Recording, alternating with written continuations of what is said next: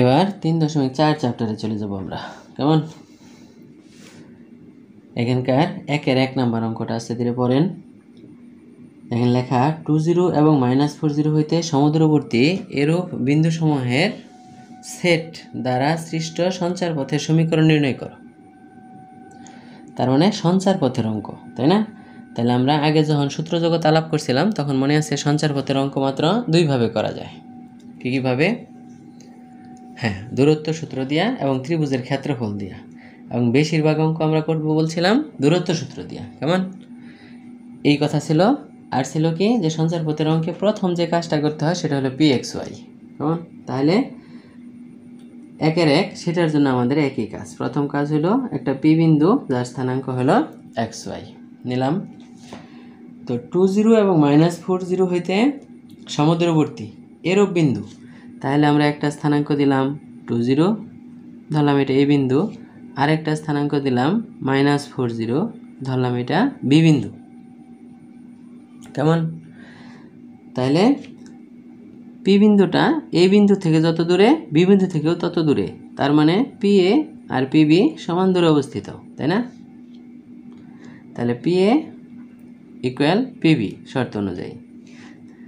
P A মানে তো এই পি বিন্দু থেকে এ বিন্দুর দূরত্ব, তার মানে এটা বিন্দু থেকে বিন্দুর দূরত্ব।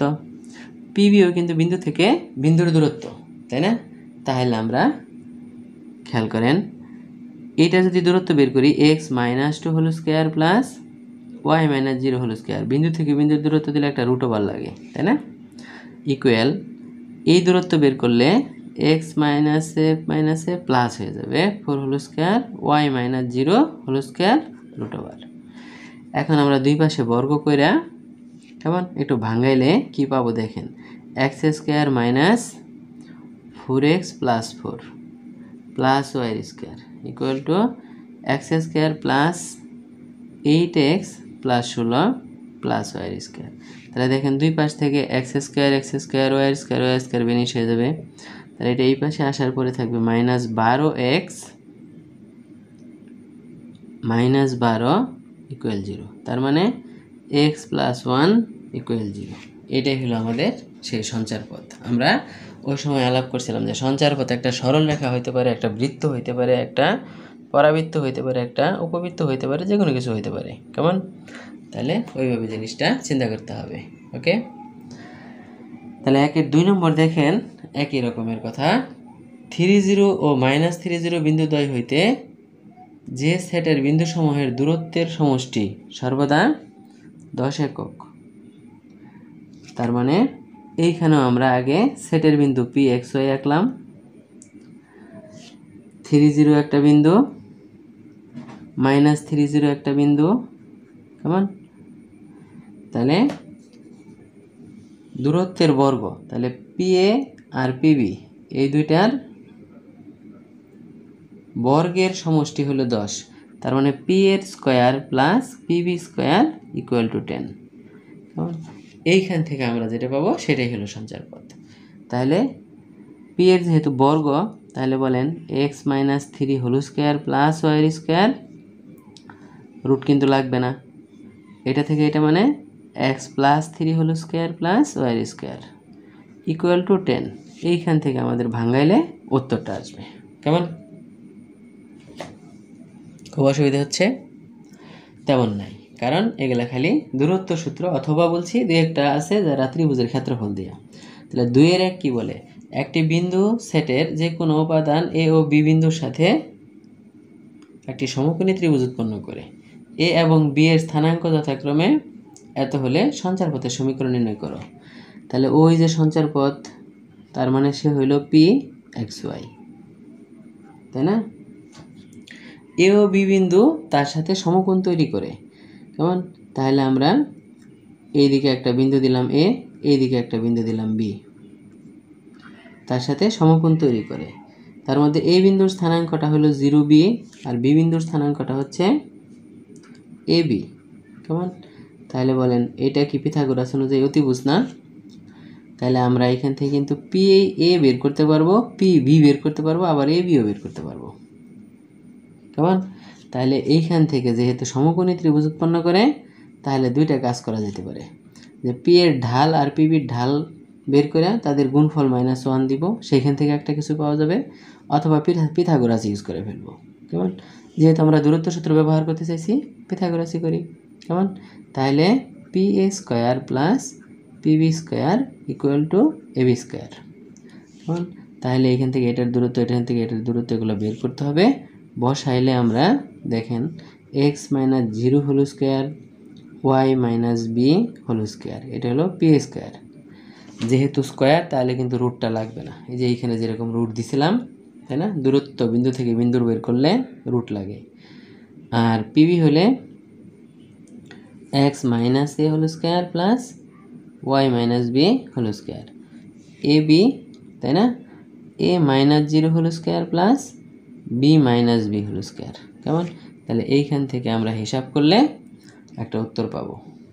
ওকে, দেখি উত্তর এক। তার মানে হিসাব করে আমরা শেষ পর্যন্ত উত্তরের কাছাকাছি চলে আসতে পারছি। কেমন? হ্যাঁ, এ এক্স আগে বি এ ওয়াই পরে লিখলে একটু যেমন দেখতে ভালো দেখা যায়। কেমন? ওকে, তাহলে 2-এর 2 নম্বর দেখেন A04 এবং B06 দুইটি স্থির বিন্দু কার্তেশীয় সমতলে বিন্দু সময়ের এমন একটি সেট গঠন করা হচ্ছে যে এ বি রেখাংশ ওই সেটের যে কোনো বিন্দুতে এক সমকোণ উৎপন্ন করে। তার মানে ঠিক একই রকম ছবি, তাই না?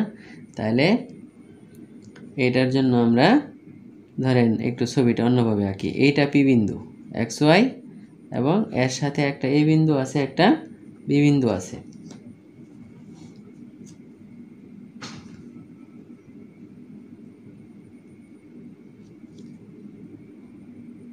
তাহলে খেয়াল করেন এই পি এ পিবি, তাই না? তার মানে পি আর পিবি কিন্তু লম্ব।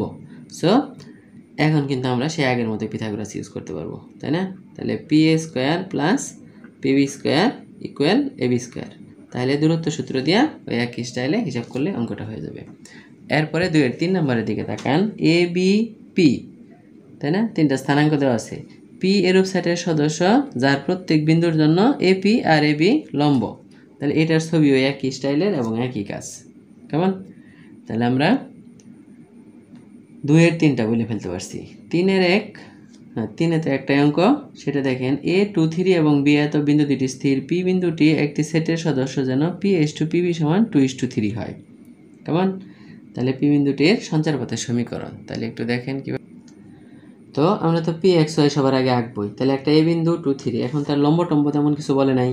তাহলে আরেকটা বি বিন্দু আঁকান যেটার স্থানাঙ্ক হলো -1 4। তো বলা হয়েছে যে PA আর PBর দূরত্বের অনুপাত। তাহলে খেয়াল করেন এই দূরত্ব আর এই দূরত্ব, তাই না? অনুপাতটা হলো 2:3। তার মানে PA/PB = 2/3। কেমন? তাহলে আমরা এখন এইখান থেকে উল্টা বলতে পারি যে 3PA = 2PB। কেমন? তাহলে বলেন 3 PA মানে তো বিন্দু থেকে বিন্দুর দূরত্ব, x - 2 whole square y - 3 whole square √ওভার লাগবে না? হ্যাঁ, আমরা আর একটু কাজ করতে পারতাম, যদি এটা আগেই বড় করে নিতাম তাহলে আর রুটটা দেওয়া লাগতো না। আপনি যখন একটু স্মার্ট হবেন তখন এটা করবেন, কোনো সমস্যা নেই। তাহলে পিবির ক্ষেত্রে কী হবে বলেন? x + 1 whole square y - 4 whole square √ওভার। এখন দুই পাশে আমরা বর্গ টর্গ করে হিসাব করলে উত্তরটা পাই ফেলবো। কেমন? 4-এর 1 তো কি কথা লেখা দেখেন। 2 0 থেকে একটি সেটের বিন্দু সময়ের দূরত্ব x = 0 মানে তো y অক্ষরেখা না? তাহলে সেটের বিন্দু মানে প্রথম ছবিটা আমাদের PXY লিখতে হবে। 2 0 মানে একটা বিন্দু, আমরা ধরলাম A বিন্দু 2 0, আর একটা হলো x = 0, দ্যাট ইজ y অক্ষরেখা, তাই না? যেটাই লেখেন। তাহলে ওই যে এক জায়গায় আমরা লিখছিলাম যে কোনো বিন্দু থেকে y অক্ষের দূরত্ব হলো x এর সমান বিন্দুটার। তাহলে এই বিন্দুর x এর স্থানাঙ্ক তো x স্বয়ং, তাই না? আর P এ তো হলো বিন্দু থেকে বিন্দুর দূরত্ব। তো শর্তটা বলছে যে 2 0 থেকে সেটের বিন্দু সময়ের দূরত্ব x = 0 রেখা থেকে দূরত্বের 3 গুণ। তাহলে x = 0 রেখা থেকে দূরত্বটা হলো x, তাই না? তাহলে PA = হলো 3x। কেমন? তাহলে সঞ্চার পথটা, তাহলে PA তো আমরা চিনি, বলেন x - 2 whole square y - 0 whole square √ওভার। তাহলে 3x। এখন আমরা দুই পাশে বর্গ করব এবং হিসাবটা মিলাই ফেলতে পারবো। কেমন করেই দিই আমি। তাহলে x² - 4x + 4 + y² = 9x²। কেমন? তাহলে এইখান থেকে জাস্ট y² - 8x² - 4x + 4 = হবে 0। এরপরে 4-এর 2 নম্বর দেখেন, y অক্ষ থেকে একটি সেটের বিন্দু সমূহের দূরত্ব। তাহলে এটাও তো y অক্ষই আছিল, তাই না? জাস্ট খালি ছবি আঁকা। তাহলে y অক্ষ থেকে সেটের বিন্দু তো pxy, এটা আমাদের সবার আগে আঁকার কথা, তাই না? তাহলে y অক্ষ থেকে এটার দূরত্ব কার সমান? x এর সমান। 2 2 বিন্দু হইতে তার দূরত্বের দ্বিগুণ। তাহলে এই যে 2 2 বিন্দু a, কেমন? তাহলে এখানে শর্তটা হচ্ছে y অক্ষ থেকে দূরত্বটা p এর থেকে দ্বিগুণ, তার মানে x = হলো 2pa। কেমন? তার মানে এইবার আমরা 2pa টা আগে বের করে ফেলাই। √x - 2 whole square plus y - 2 whole square = x। তাহলে এইখান থেকে আমরা ভাঙাইলে আমাদের উত্তরটা পাই ফেলব। খুব কি অসুবিধা হচ্ছে? তাহলে এগুলোই হলো সঞ্চার পথের অঙ্ক। কেমন? হ্যাঁ, এরপরে 5 নম্বর দেখেন, OABC এর স্থানাঙ্ক যথাক্রমে এইগুলা দেওয়া আছে, 3টা বিন্দু 4টা বিন্দু, তাই না? BOC বিন্দু দুইটি OA রেখার এক পাশে অবস্থিত। তাহলে দেখেন 5 নম্বর, OABC BC এর এক পাশে OA, তাই না? তাহলে এইটা যদি OA হয় তাহলে B আর C তার একই পাশে থাকবে। এটা B বিন্দু, এটা C বিন্দু, এরকম কথা বলা। তাহলে O এর স্থানাঙ্ক হলো 0 0, A এর স্থানাঙ্কটা হচ্ছে 3 5, B এর স্থানাঙ্ক 2 6 আর C এর স্থানাঙ্কটা XY দিছে। কেমন? তাহলে BOC বিন্দু দুটি O এর রেখার একই পাশে অবস্থিত এবং XY বিন্দুটি এরূপ সেটের সদস্য যার প্রত্যেক বিন্দুর জন্য ত্রিভুজের ক্ষেত্রফল OAC। তাহলে OAC, তাহলে এইটা হবে একটা ত্রিভুজ, তাই না? আচ্ছা, 3টা শীর্ষবিন্দু দেওয়া থাকলে কি OAC ত্রিভুজের ক্ষেত্রফল বের করতে পারবো না আমরা? হ্যাঁ, ত্রিভুজ OAC ওই যে হাফ দিয়া, মনে আছে তো? তার ক্ষেত্রফলটা বের করলে 0 0 1 প্রথম বিন্দু, 3 5 1 আর শেষে হলো XY 1। এখন কিন্তু আমরা খালি এই একটা বরাবর বিস্তার করলেই উত্তর পাই ফেলবো, তাই না? তাহলে 1 বরাবর বিস্তার করলে হবে 3y - 5x। ওকে, তাহলে ত্রিভুজ OAC পাই ফেলাইছি। এবং OAB, তার মানে OAB, তাহলে এইটা আরেকটা ত্রিভুজ আঁকতে হবে আমাদের এরকম কইরা। কেমন? তাহলে ত্রিভুজ OAB = হাফ অফ, তো O যেহেতু 0 0 1, A তো 3 5 1 আর B ছিল 2 6 সাথে 1। তাহলে এইভাবে যখন আমরা কাজটা করব, কেমন? তো দেখেন এইখান থেকে আমরা এই এক বরাবর বিস্তার করলেই পাই ফেলবো, তাই না? এখানে আমাদের হাফ কই গেল? হাফ লাগবে, 1 তো একলা, তাহলে হাফ রইল। বলেন এটা করলে 3 6 18 মাইনাস 5 দুগুণে 10। ওকে, তার মানে 8 8 করলে 4। এখন শর্তটা কি বলছে বলেন? হ্যাঁ, ক্ষেত্র OAC = 2 ত্রিভুজ OAB। তার মানে বলেন হাফ অফ 3y - 5x = বসান লাগবো হাফ অফ, না এটা তো ডাইরেক্টলি 2 ইন্টু ক্ষেত্রফলটা চলে আসছে কিন্তু 4। এখন এইখান থেকে আমাদের ফাইনাল সমীকরণটা আসতে হবে। হ্যাঁ, ফাইনালি এরকম আসে। তাহলে আমরা এই এতক্ষণ ধরে একটা মাত্র অঙ্ক করলাম, হলো যেটা ত্রিভুজের ক্ষেত্রফল লাগলো। কেমন? এবং ওই যে চিরাচরিত কথা, ছবি আঁকবো, জ্যামিতিতে ছবি আঁকলে আমাদের চিন্তাগুলো করতে অনেকটা সহজ হয়, না হলে ঝামেলায় পড়ে যাবো। কেমন? তাহলে বাকি অঙ্কগুলো পরের ভিডিওতে করার চেষ্টা করি, দেখি কি হয়। হ্যাঁ, ধন্যবাদ।